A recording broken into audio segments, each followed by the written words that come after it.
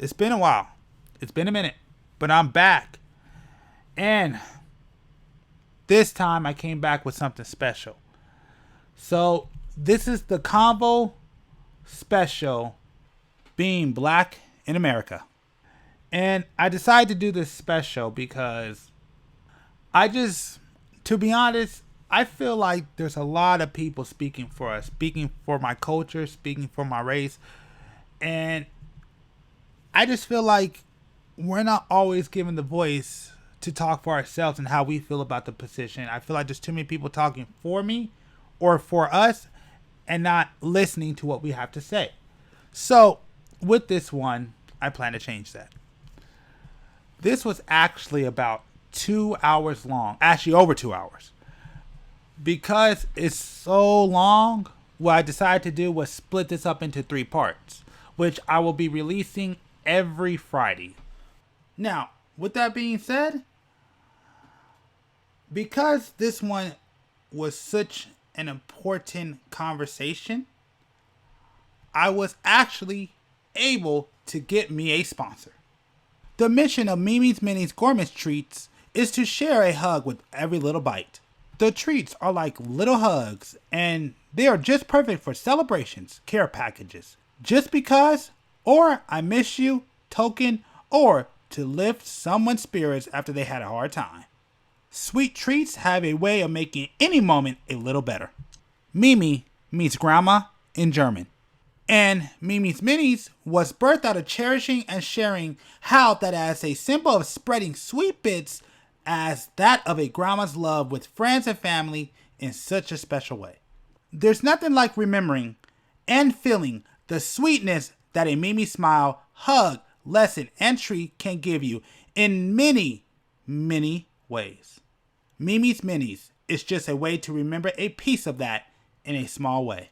Get yourself a small treat today at shopmimisminis.com.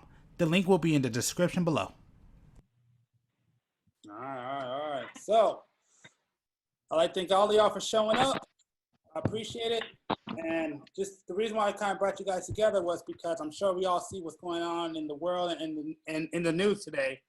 And I thought it would be a good idea for me to invite different black men that I know from like basically different sides and different views of life and kind of come together and have a discussion on what's going on in our society. So first, before we start, I want to just have everybody introduce themselves. I'll go first just to kind of show you how it's going to go. But all y'all know me. My name is G. I am basically from the Bay Area, but raised in Southern California. Grew up most of my life down here. My background is pretty much right now. I'm a small business owner. I do video photography. Got about 5 A's, and yeah, that's pretty much a little small description of me. And that's just an example, but I just want you guys to introduce yourself and kind of give people a small description of yourself. So, how about Dan? How about you go first? All right, everybody in the video. I grew up in South Central Los Angeles. Right now, I reside in Lancaster, California. Work for Kaiser Permanente full time. Raising my two little girls, like I said earlier, and just me and my girls and my wife to be. Yeah, that's about it. Oh, congrats. Appreciate it.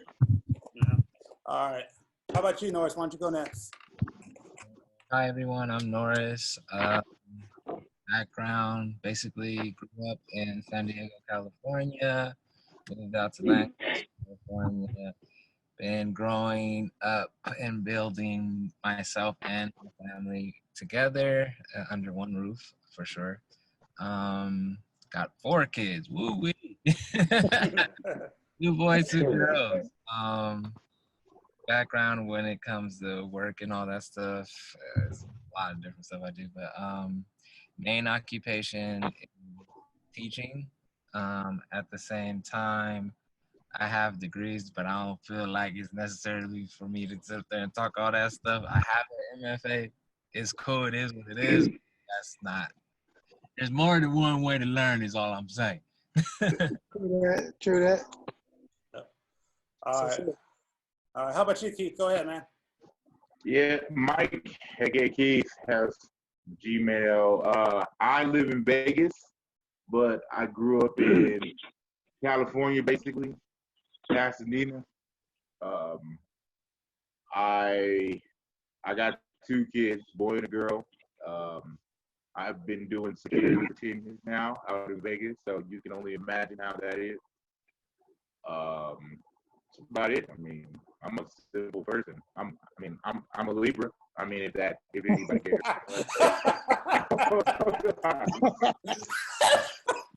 I like sunsets. You know.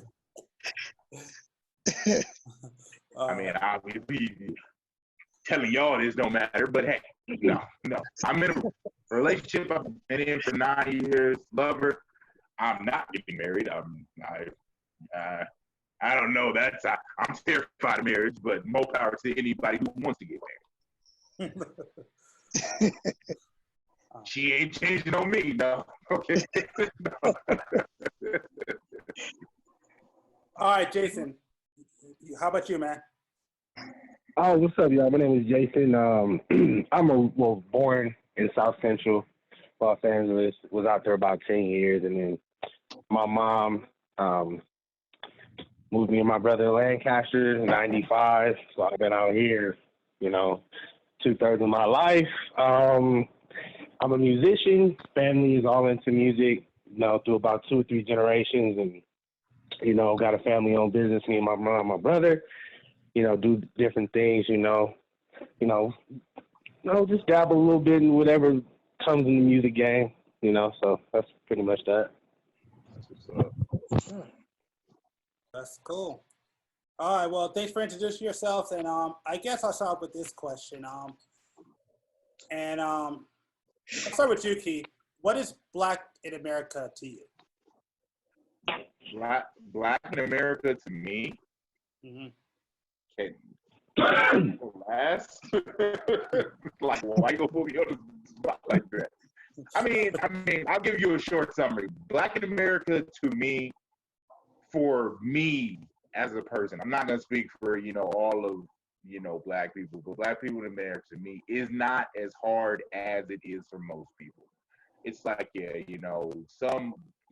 how I feel is I don't put myself in unnecessary situations, and I'm never going to. It's like I'm 6'5", 450 pounds. I'm a big ass dude, so I'm 50 points walking down the goddamn streets for these motherfuckers all day. And so I'm a realist about it. So it's like being 6 foot in 6th grade has always been a struggle. So being Black in Vegas is much easier to me because I do the field I do, and like I said, I don't put myself in unnecessary situations. I do feel like a lot of Black people put themselves in unnecessary situations, and now I'm not saying that as like Black people don't have the right to do this or the know-how to do that, but I do feel like sometimes our culture tries to feel like they can do and say anything at any point in time, and I don't feel like that's right. But I do feel like if you have a voice, speak up, like say what you want to say. But every action has a consequence, every action, and that's just how I live life on my front at least. But that's what I believe Black in America is. It's like, every action has a consequence, basically. All right. What about you, Norris? Well, it's a complicated situation.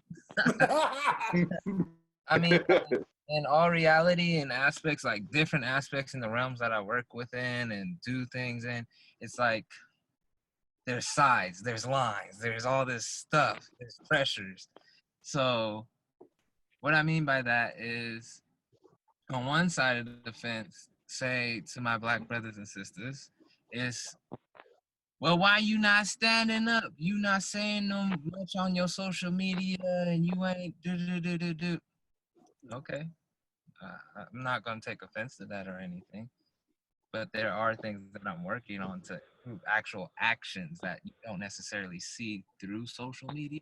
So then it's like emotional weight that comes from one side is already going like, well, you're danged if you do and you're danged if you don't, because they don't see it, so they don't believe it. The perspective is 100 in somebody else's head. And then on the other side, where it, I mean, whether it's a Hispanic person, a Caucasian person, a Latino person, whatever the race may be, usually the things that I've dealt with personally and also with work and all that stuff, people don't tend to be that way, but there's a certain amount of action that comes behind helping one another as human beings. And I go, well, if we like, if you're in a position of power of helping the next person get a promotion or something like that, and they are deserving and they've earned it, why keep that person down? Why keep them at the level they at? Why? Because you can easily, half the time it's like this, line on the dotted line, like that. So why is it so hard for the next step? And then there's been situations of, I'm not, all of this, I'm not trying to be on one side or the other. I'm not doing all that. Why? I'm staying in my lane because I'm supposed to be doing certain things. I have a certain purpose in life. And I've been striving to do those things, but it seemed like other people want to write the narrative to your life. And I'm going, that's not right. And it's like, hold on. I thought I decided I make my choice. My freedom of choice is there. And I feel like the freedom of choice for a lot of people gets stripped away when people start adding on their whole thing and get down to other people's stuff. And it's like, hey, hold up. I'm not doing that to you, so why you think it's right to do it to me? Yeah. What about you, Jason? Ooh, so the question is, what is it like to be a black man in America? No, Is that the question? No. The question is, what is Black America to you? What is Black America to me? Yeah.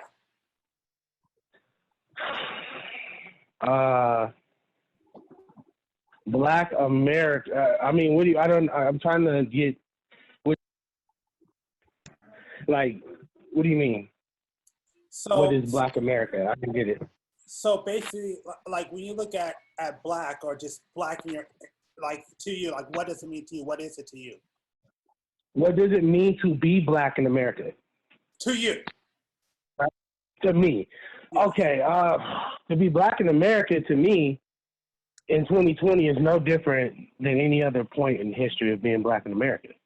If you look at everything that's transpired just in 2020, you can see it's consistently the same narrative. I, like the first brother, lived my life by, the morals that I was brought up on and, not putting myself in any situation, obviously, and staying out the way. But in doing that, I've still come across and experienced racism. I've still come across and experienced prejudice, hatred, just because I'm Black, regardless of what I'm doing. And I think when we start victim shaming instead of dealing with the source, not the surface, a lot of people are surface oriented. They look at everything that's wrong with our community instead of why things are going on within our community, right? And that's what white supremacists do, is they do something they tell you not to do, right? So this whole narrative of being Black in America, to me, I mean, we are America. We built this country. Our ancestors built this country. So from my point of view, I want to love America, right? Like I want to love and feel proud of being American because of what my ancestors went through, not because of what, which leads me to have the advantage, to be here in America now, right? But that's all. I take pride in how our people are still able to get around, to still be here with our minds right, trying to keep our minds right and not being retaliatory. So everything that's wrong within our communities needs to be addressed, obviously, from inside the community. But we gotta address the overall causation. Everything every action has an equal opposite reaction. So there's causation for everything, right? So being black in America, to me, man, is just being black, right? I during this year, I felt no more than any other time, like pain, like, from traumas that we have seen from innocent people that didn't deserve to be killed. That's just the way it's always been, right? Like, we're not revengeful people. We want to be revengeful. We could have done that a long time ago. All we want to do is have equal rights, be treated fairly like everybody else, right? So that's the black struggle in America. It's not being better than anyone. It's trying to be who we're supposed to be without being ridiculed, without telling us what's wrong with us, right? We need acceptance like everyone else gets acceptance. I was just talking to my mom about that. That's crazy, The Native Americans, they good. They got something. They got to help. They got to push. They got something. They got put back in with something. We got mutilated and raped for 400 plus years and was put back into a society with nothing. So I feel like the reason, if anyone has anything, okay, but we got to just look at causation. So I guess I'm proud to be a Black American, but I don't think America is happy to have me.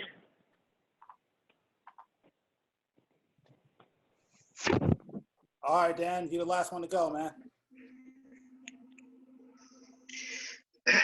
Damn, he kind of hit the nail. I mean, I can tell you what being Black in America should be. You know what I mean? Go ahead. Equal rights, equal, what I'm saying, everything. But I mean, in reality, it's almost like living with a target. You have to be in the wrong place or wrong time type of situation.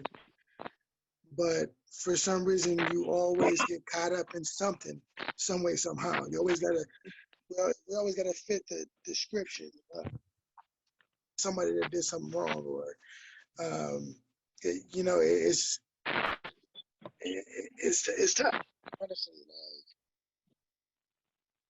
I would love to say, I live my life.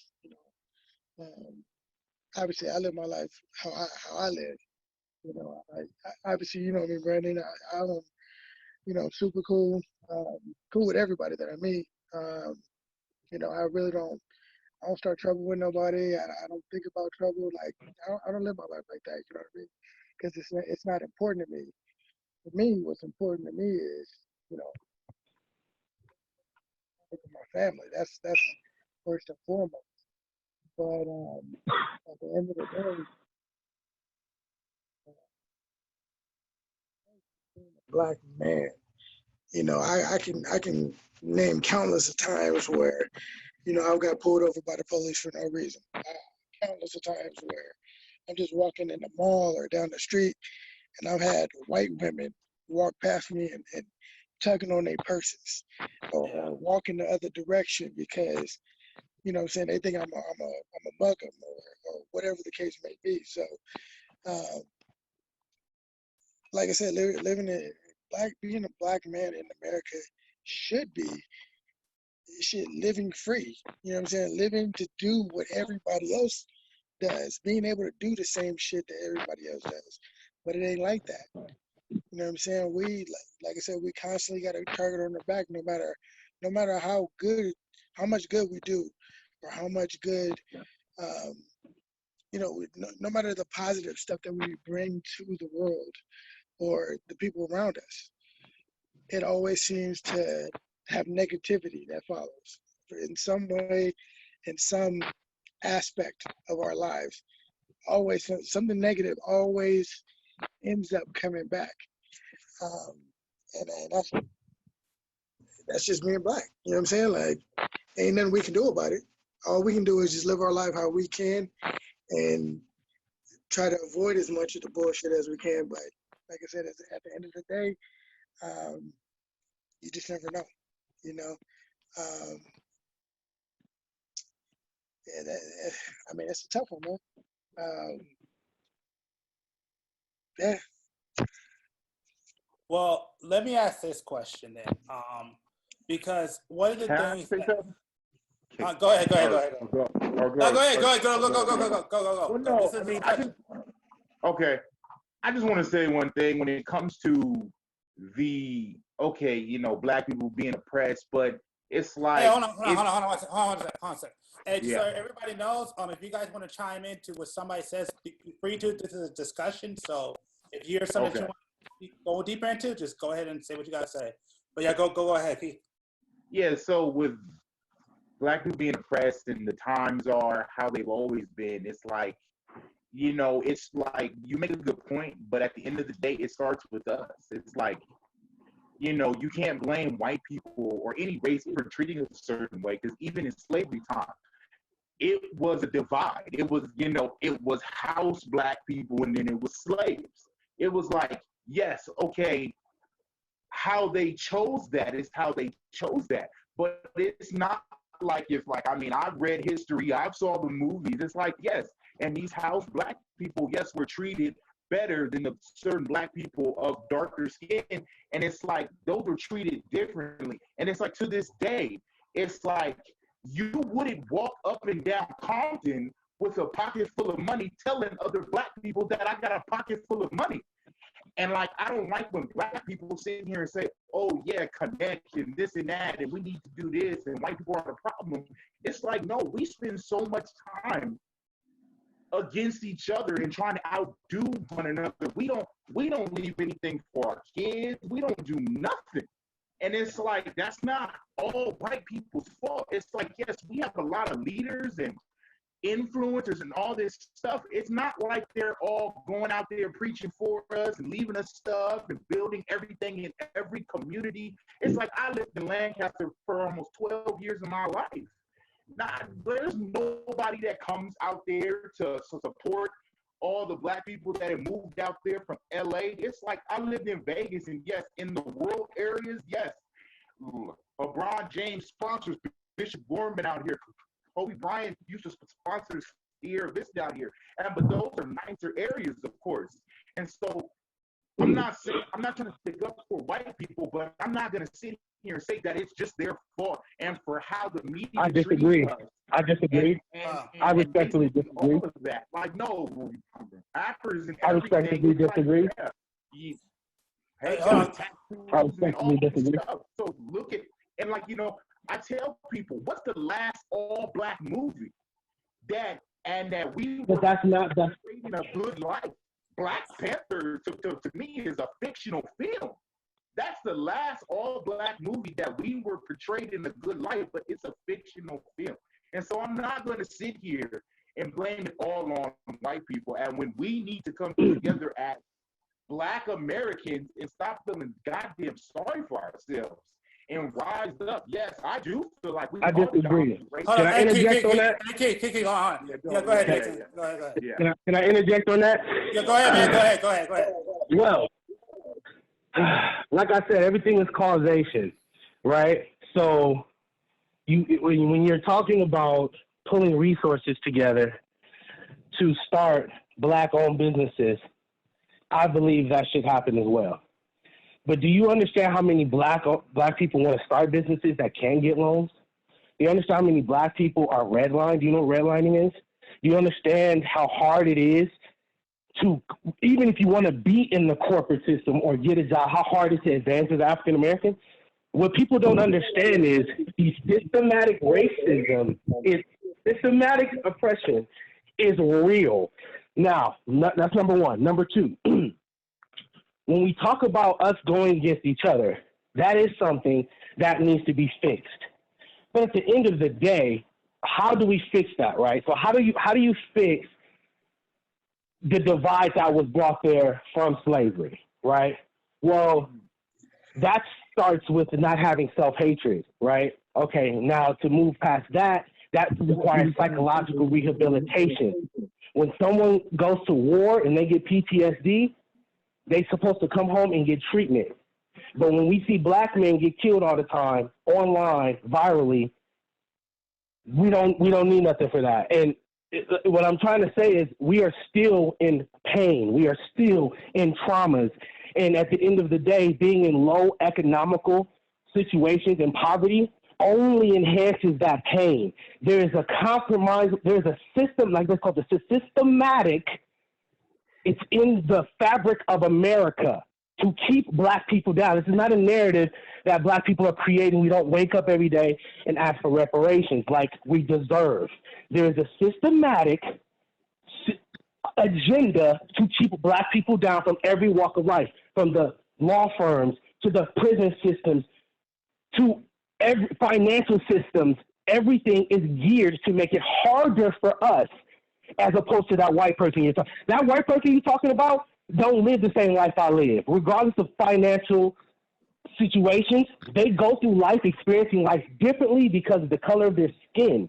So I'm not. Yes, I believe in the community we need to do a lot because, you know, there's only so much that can be done from the outside, right? The house will get this divided itself, it gets itself so far, right? So yes, there's things we need to do in the community, but I'm not giving anybody a pass, and I'm definitely not giving, you know, I'm not going to scold my people. We need to educate them and do things, but the same thing that's not, I can't control the police officer killing me and getting away with it for free and not getting prosecuted.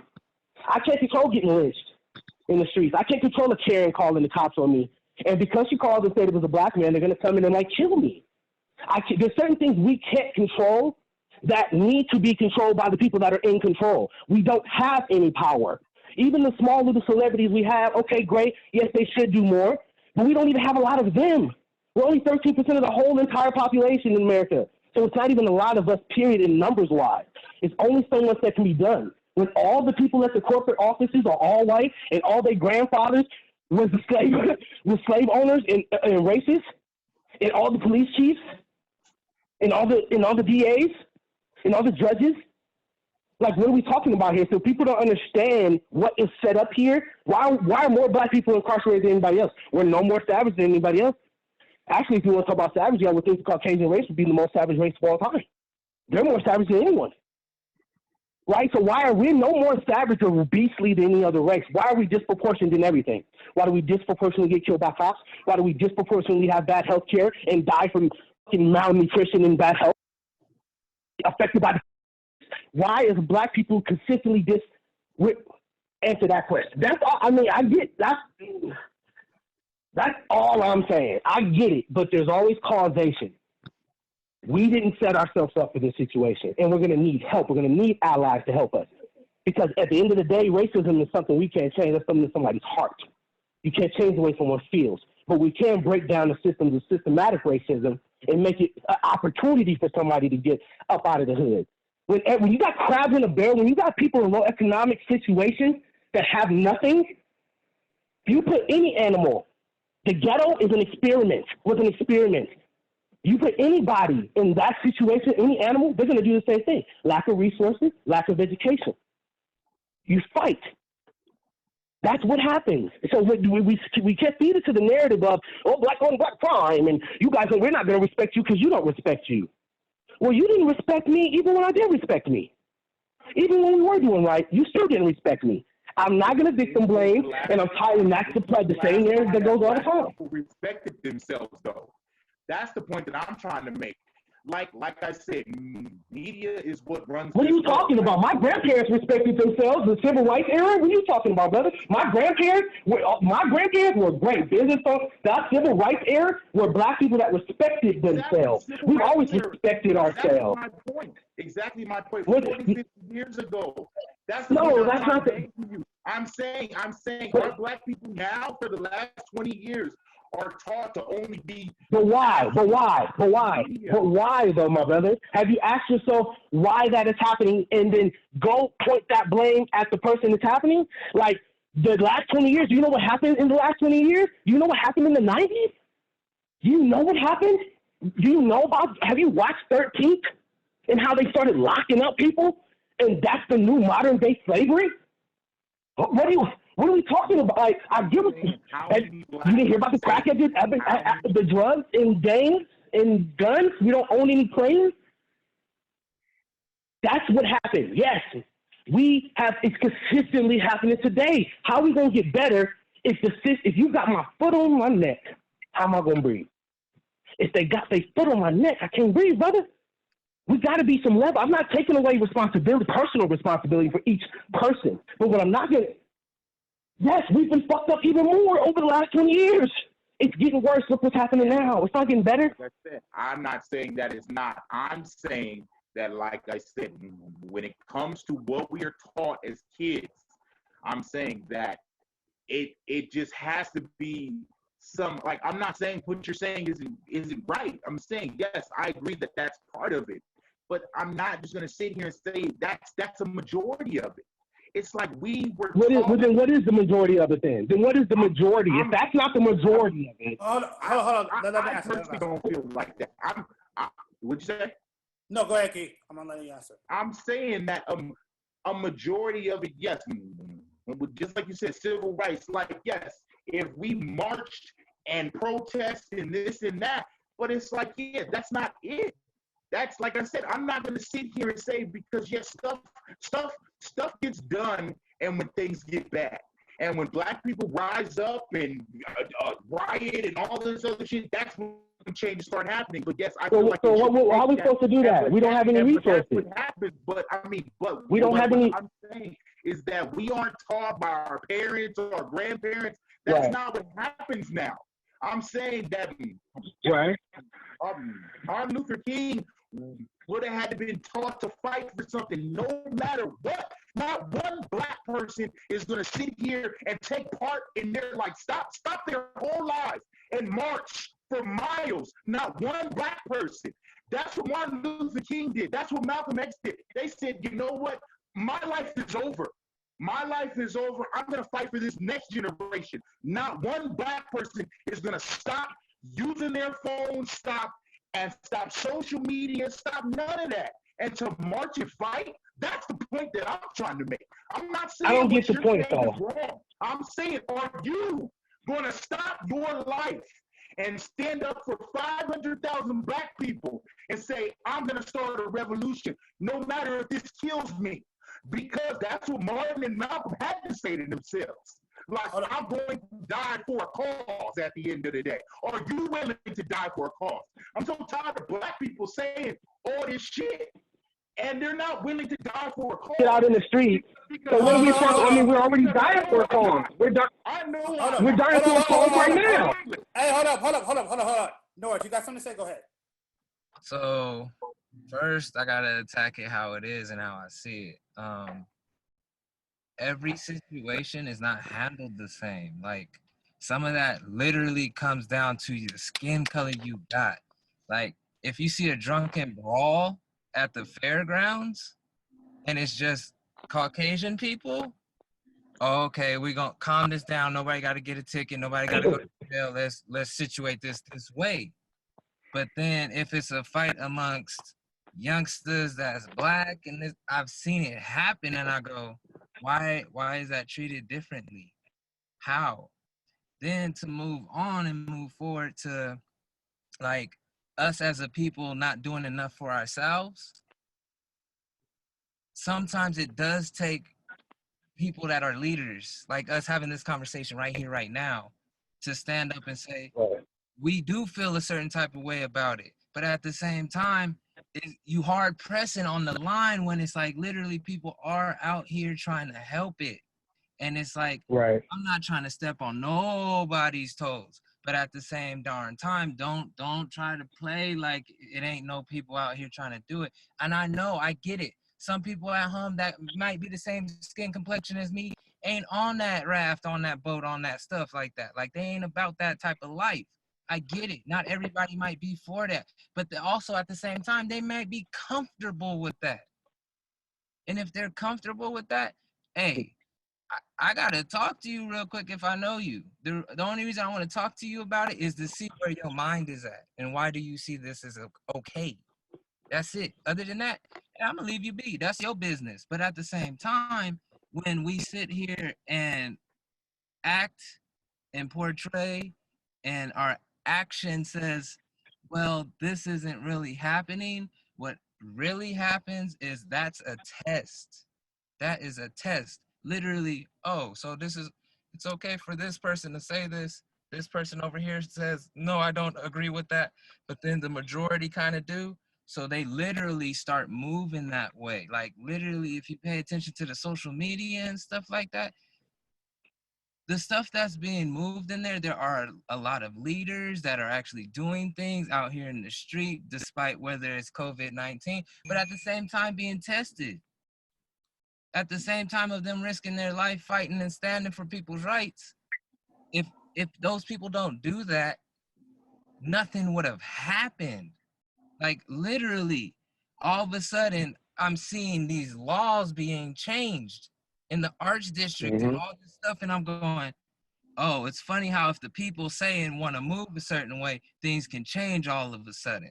But when people ain't Right. doing something, they're not united, they're not feeling the same way about it, then all of a sudden, nah, we can do business as usual. So then there's things that have Right. transpired and are transpiring now in the media to blow certain things up when in the background a whole bunch of other stuff is happening. And that's where it's like there's so many different realms that this has to be attacked from. It's kind of like a darn big tree. When you got all the leaves and the branches, but it's still as a one unit, it's a tree. That's what like racism, prejudice, all of that stuff is all up in there. And it's like you have to have different people in position to attack all these different things. And then at the same time, you might not be seeing it. You might not see it, but it don't mean it's not happening. Nah, I agree with him. I mean, obviously, the system is broken. That's the biggest thing that needs to be fixed. I mean, uh, you look at any application that you put in, whether it's a job application, if you're doing like you're trying to go for a scholarship or whatever. What's one of the main questions they ask you? Your race. Why do you need that? I could be a high school student with a 4.0, and this other kid that's white could have a 3.0. But because their application says white, they'll get the call before I do, because mine says African American. That's the system right there. They don't need on applications. You don't even know what race I am. I have the mentality, I have the intellect to be able to go to these schools. Why do you need to define or make a decision based on my race? Because you're not basing it on my intellect or my grades. You're basing it on race. And that's the system. That's why the system is fucked up. That's why the system needs to be fixed. That's what we're fighting for right now, is to fix that shit, because that's what the root cause of all this is.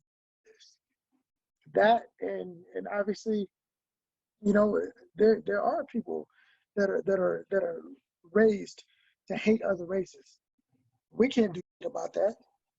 I mean, it's up to us as individual people to depict and choose how we want to be, how we want to live our lives. My mama would never teach me to be racist or to hate another race. I don't even, when I look at somebody, I don't look at color. I look at who you are as a person. That's how it should be. I don't give if you black, white, yellow, purple. I don't give that. That doesn't matter to me. If you got a good heart and you're a good person, that's what I care about. But a lot of people aren't taught those same values. A lot of people are actually taught like, this person's black. You're supposed to hate them because this has been going on for ages.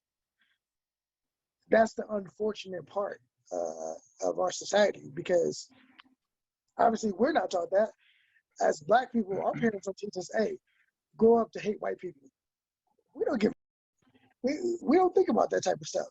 All we think about is surviving as Right. African American people, all we don't. Tomorrow is not guaranteed to none of us. No matter if it's us getting killed by cops, being in an accident, no matter what it is. But we're not born and raised on hate. We're born to succeed. We're born and we're taught to live our lives to the best of our capabilities. That's what we need to focus on. That should be the number one priority for African American people.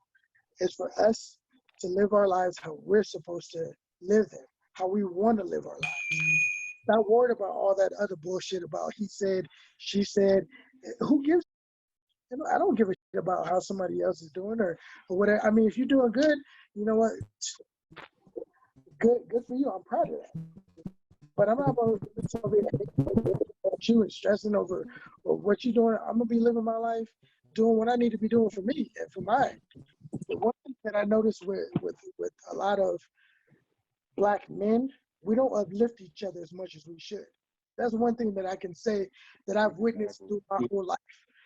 We like to carry this weight on our shoulders because I mean based on what we see or the environment that we're in. So we carry this weight. So we gotta be hard asses. We gotta be tough guys. We gotta point about something because that's just the environment. That's our environment. That's what we've been accustomed to or what we've been exposed to. But at the same token, a lot of us got to get out of that shell. We got to get out of that because at the end of the day, me helping you or you helping me, that's what should really matter. Seeing each other succeed at the end of the day, being able to uplift each other at the end of the day, that's what should be most important to us. That's one thing that American men we need to practice on. We need to uplift each other. Stop constantly putting each other down. It's some bullshit. Because we all get put down by everybody else. Why the fuck are we putting each other down? Exactly. Because we were taught that. You were taught that. It's passed down through generations. Without rehabilitation, it's subconscious, right? It's subconscious. It's learned behavior. Like once you do something to a race of people for 400 years. 400 years, you beat them and tell them they shit and you separate them. It becomes ingrained in them. And until you rehabilitate someone psychologically and change that, it's not going to change. And that is a huge issue. I'm never going to deny that we have separation in the Black community. We have self-hatred. We have, that's serious, right? But that stems from something. And I guess my word for today is going to be causation, right? Because before that wasn't like that. People need to understand time. Before this, we were mighty people. I don't know if people understand that or not because they've only seen and heard all the bad and negative things about Africans. But our ancestry and our lineage is great. We are the first man. We built the pyramids. We are them people. And I think if we can focus on that, it will bring us more together. And if we can heal, we need healing, right? Because in order to love, you got to love yourself. In order for me to love my brother, I got to love myself. I can't do something. I can't love you if I don't love myself. And if I have self-hatred, that means I'm going to hate someone else. And all you're seeing is images and things that are reinforcing that self-hatred. Hip-hop music, as much as I love it, it's a reflection of life, but in the same tone, there's not a lot of rappers talking against it. It's a praise of the lifestyle, not a reflection of the lifestyle. You know what I'm saying? It's like, okay, yeah, I have to sell drugs to get out the hood, and I understand that you gotta do what you gotta do to live, but you don't perpetuate that lifestyle. You need to say, hey, this is what I have to do, but this is not the thing to do. I have to kill, I have to steal, I have to rob to survive, but I don't have to do that no more, right? So we continuously perpetuating that, and I think that's a big part. So, I'm in the thicks of it. Like, one of the things I didn't mention is I'm also an artist, and it's been mentioned that I'm a contemporary artist because my work, a lot of my body of my work is within the African American community, Black community, where like you see people that are founders of the crump dance movement. Miho literally was downtown LA protesting. And people were trying to clown and money, like from our community and outside of our community. And I mean that in all senses of ethnicity, not just white people, not just black people, not just like everybody. So then it goes into, we had an answer to the thing of, let's not be violent, let's protest the proper way. But then even in spite of that, we voice our opinion so much, and everybody's got their opinion. I'm not saying people got to shut their mouth, but sometimes it's a time to lead, and sometimes it's a time to support. And I'll be like, so seeing that you don't like the way that brother over here is protesting, what you got? Where's your rebuttal? Where is your answer? What is the answer that you got that's going to do better than what he's doing right now? And instead of supporting that, we tear that down. And I go, that's exactly what the system was made to do. To sit there and have an answer, not see it all the way through, and people within its own community to destroy it. So then guess what? That's less work for them. That's less work for them. Right. Yeah, divide and conquer. It's a military tactic. So You divide, you can conquer. on that note, like there's of course other stuff that I would love to talk about. I'm glad, G, thank you for bringing us all together to have this conversation. But I gotta go in. I got family duties, husbandly duties, and all that stuff. So it was nice meeting all of you. Your business, bro. Oh man. At the same time, if you don't have like connection with me, of course you can get it from G. Just so you know, my email is norrisphot@gmail.com. So it's NORRISPHOT@gmail.com. But it's been real. What about your social media links? Social media links. All right. Norris__NP. That's my like personal one. Then Crump Society. Whether you look on Facebook or Instagram or whatever, you'll be able to find it even on Twitter. So yeah. All right, man. Thanks for coming in, man. All right. Later. All right, bro. All right, man. Have a good one. So I meant to say this in the beginning, but I'll just say it here since we're at the end. So this was actually supposed to be a video, basically a Zoom call, but the video kind of got messed up on me, so that's why there's only audio. But next time I will make sure that we have video for the next one, so you guys can see who's talking. So other than that, thank you for checking out this one. I appreciate it, and stay tuned next week for part 2 of this special series. See y'all next week.